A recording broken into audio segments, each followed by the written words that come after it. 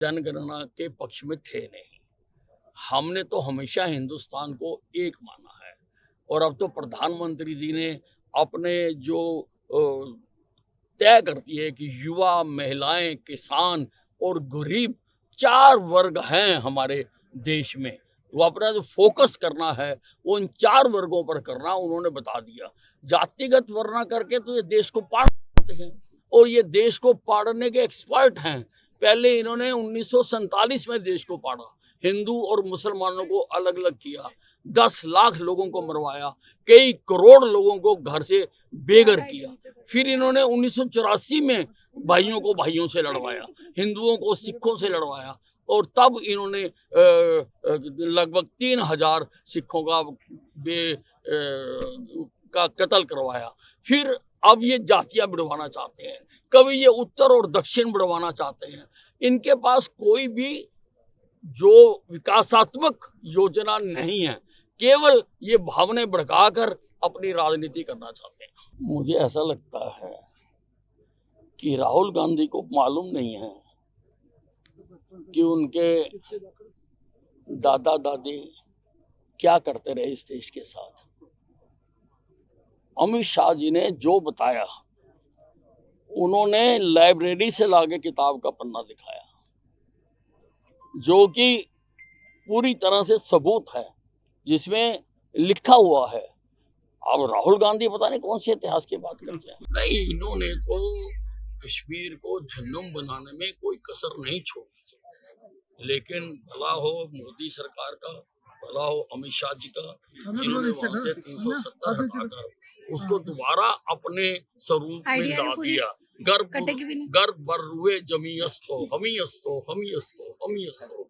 इस धरती पर अगर कहीं स्वर्ग है तो वो श्रीनगर में है, वो यही है, यही है, यही है, ये कहा गया और उसको स्वर्ग को वो जन्नम कह रहे हैं।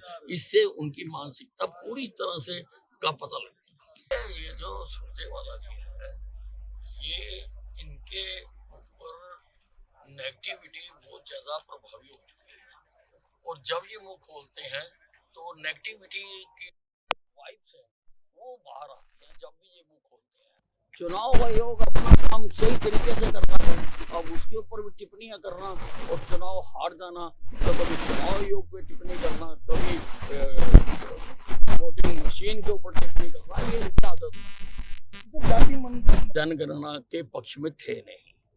हमने तो हमेशा हिंदुस्तान को एक माना है और अब तो प्रधानमंत्री जी ने अपने जो तय करती है कि युवा, महिलाएं, किसान और गरीब 4 वर्ग हैं हमारे देश में। वो अपना जो फोकस करना है वो इन 4 वर्गों पर करना उन्होंने बता दिया। जातिगत वरना करके तो ये देश को पाड़ते हैं और ये देश को पाड़ने के एक्सपर्ट हैं। पहले इन्होंने 1947 में देश को पाड़ा, हिंदू और मुसलमानों को अलग अलग किया, 10 लाख लोगों को मरवाया, कई करोड़ लोगों को घर से बेघर किया।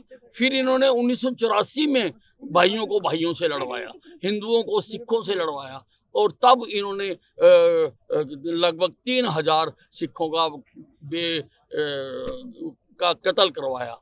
फिर अब ये जातियां बढ़वाना चाहते हैं, कभी ये उत्तर और दक्षिण बढ़वाना चाहते हैं। इनके पास कोई भी जो विकासात्मक योजना नहीं है, केवल ये भावनाएं भड़काकर अपनी राजनीति करना चाहते हैं।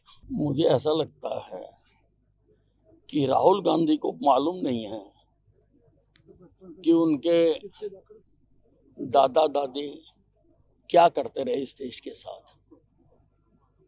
अमित शाह जी ने जो बताया, उन्होंने लाइब्रेरी से लाके किताब का पन्ना दिखाया, जो कि पूरी तरह से सबूत है, जिसमें लिखा हुआ है। अब राहुल गांधी पता नहीं कौन से इतिहास की बात करते हैं। नहीं, इन्होंने तो कश्मीर को झन्नुम बनाने में कोई कसर नहीं छोड़ी थी, लेकिन भला हो मोदी सरकार का, भला हो अमित शाह जी का, जिन्होंने वहां से 370 हटाकर उसको दोबारा अपने स्वरूप में ला दिया। गर्भ बर्रुए जमी अस्तो हमी अस्तो हमी अस्तो हमी अस्तो। इस धरती पर अगर कहीं स्वर्ग है तो वो श्रीनगर में है, वो यही है, यही है, यही है, ये कहा गया और उसको वो स्वर्ग को वो जन्म कह रहे हैं, इससे उनकी मानसिकता पूरी तरह से का पता लगता है। ये जो सुरजेवाला जी है, ये इनके ऊपर नेगेटिविटी बहुत ज्यादा प्रभावी हो चुकी है, और जब ये मुंह खोलते हैं तो नेगेटिविटी की वाइब्स है वो बाहर आते हैं जब भी ये मुंह खोलते हैं। चुनाव आयोग अपना काम सही तरीके से कर रहा है, अब उसके ऊपर भी टिप्पणियां करना और चुनाव हार जाना, तो कभी चुनाव आयोग पे टिप्पणी करना, कभी